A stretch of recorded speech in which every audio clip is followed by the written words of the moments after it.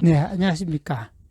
오늘은 전세 대출하고 전세금 반환 대출을 규제하면은 주택 시장에 어떤 파장이 영향을 미칠까에 대해서 한번 살펴보겠습니다. 지금 정부가 가계부채가 급증하면서 전세금 대출이나 전세금 반환 대출까지도 규제할 움직임이 있어요. 근데 실제 따져보면은 전세금 대출은 일반적 주택담보대출하고 성격이 다르잖아요. 주택대출은 집을 사면서 대출하는 거지만 전세대출은 서민 무주택 서민들이 월세 내는 것 대신에 전세 대출로 해서 보증금을 맡기고 하기 때문에 매월 나가야 되는 대출에 대한 부담도 줄일 수 있어 주거비를 그만큼 낮출 수 있는 그런 부분이 있어요. 그렇기 때문에 세입자 입장에서는 전세 대출 규제 자체는 주거비 증가로 될 수 있는 부분이 있기 때문에 정부 입장에서 상당히 좀 조심스러운 부분일 거로 보이는데, 아무튼 수일 이내로 가계 신용이 보면은 분기별 추이를 보면은 지금 2019년도 말부터 지금 올 상반기까지 1년 반 동안에 200조 원 넘게 증가했어요. 사실 가계부채 증가가 사실 우리 경제에는 지금 가장 뜨거운 감자예요. 그러니까 지금 정부도 지금 가계부채에 대해서 특단의 대책을 마련해야 된다는 그런 어떤 취지에서 지금 주택담보대출뿐이 아니라 전세대출에까지도, 실제 전세대출 잔액추이를 보면은 2017년도 64조 원에 불과하던 게 2018년 90조, 그리고 지금 현재 금년 6월 달에는 175조 원 급증한 상태예요.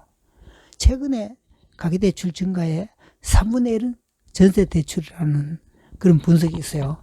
그렇게 되기 때문에 정부도 이제 문제 심각성을 생각하는 것 같아요. 근데 사실 이게 우리 아파트 실거래 가격 지수를 보면은 지금 최근 2년에 거의 40% 이상 50% 폭등했잖아요.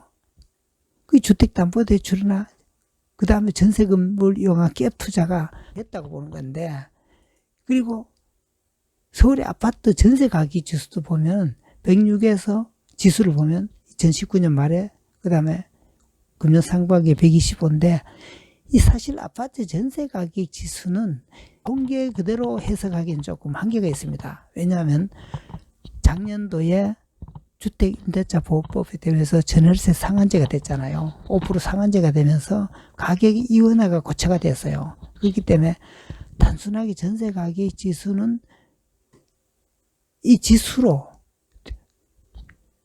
전세 가격을 보는 것은 좀 한계가 있는 것 같습니다. 아무튼 통계상은 이렇습니다.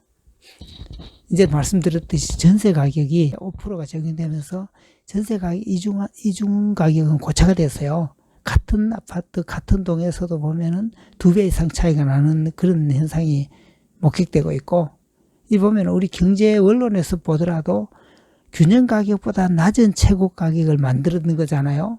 그러다면은 임대료 상한제가 있는 전세 가격 이거라면 신규 전세 가격은 이렇게, 그러니까 갭이 발생할 수밖에 없는, 이거는 뭐 경제 이론적인 측면에서도 충분히 설명이 되는 그런 부분입니다.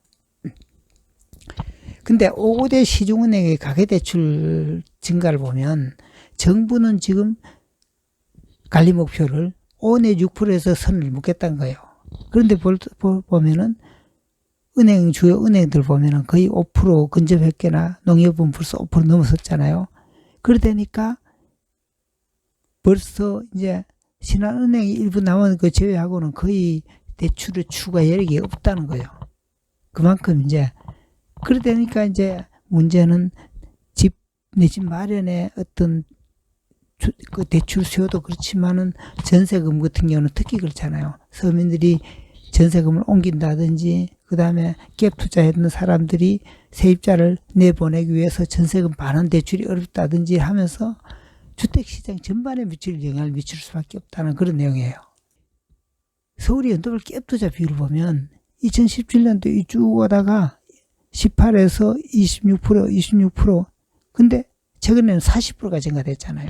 이건 뭘 얘기하느냐면은 사람들이 집을 사면서 레버리지 수단으로 전세금을 이용한다는 거예요. 그럼 세입자는 우선 월세 안 나가기 때문에 전세금 대출을 내서 순수 전세로 집을 얻습니다. 그러면은 집을 사는 사람은 사면서 전세를 안고 사면서 갭 투자를 하는 거죠.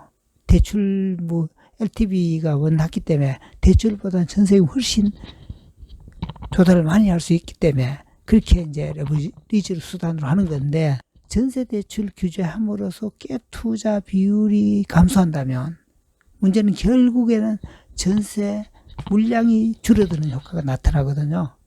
그런 부분이 있다는 걸 참고하고 다음에 이건 뒤에서 다시 설명을 드리겠습니다. 실제로 지난해 6월 이후에 7월 이후에 임대차 3법이 되면서 세입자에서 전세 비율이 급격하게 줄었어요. 그전에는 70% 이상 75%까지 육박했는데 최근에는 60% 초중반 못 미치는 수준으로 떨어졌어요. 그만큼 전세에서 반전세 내지는 반월세로 바뀌었다는 거지. 그런데 지금 갭 투자까지 억제를 하게 된다면 임대차 시장에서는 파장이 적지 않을 수 있다는 부분인 얘기예요. 근데 정부 입장은 어떤지 보면 전세 대출까지 규제한다는 정부 입장은 아까도 얘기했지만 가계부채 증가의 3분의 2 전세 대출을 하는 거, 그리고 전세금을 활용한 갭 투자로 주택담보대출 규제 회피 수단을 사용하고 주택 가격 이상가액을 단초로 작용하기 때문에 그렇다는 거예요. 그리고 한편에서는 매매가 대비 지나치게 높은 전세 계약을 억제한다는 그런 의도도 포함되는 걸 보여요. 사실상 보면 주택 가격이 계속 오르고 하니까 문제가 없지만 집값이 만약에 조정을 받는다면 깡통 전세 우려도 상당히 사회 문제가 될 수 있어요. 지금 이미 다가구나 빌라 쪽에서는 깡통 전세가 상당히 많이 발생돼서 문제가 되는 부분이 나타납니다만은, 하지만 전세 대출은 주택담보대출과는 다르잖아요. 무주택 서민 이주 대출이라 정부에서도 전세 대출 규제는 상당한 신중한 입장입니다. 사실상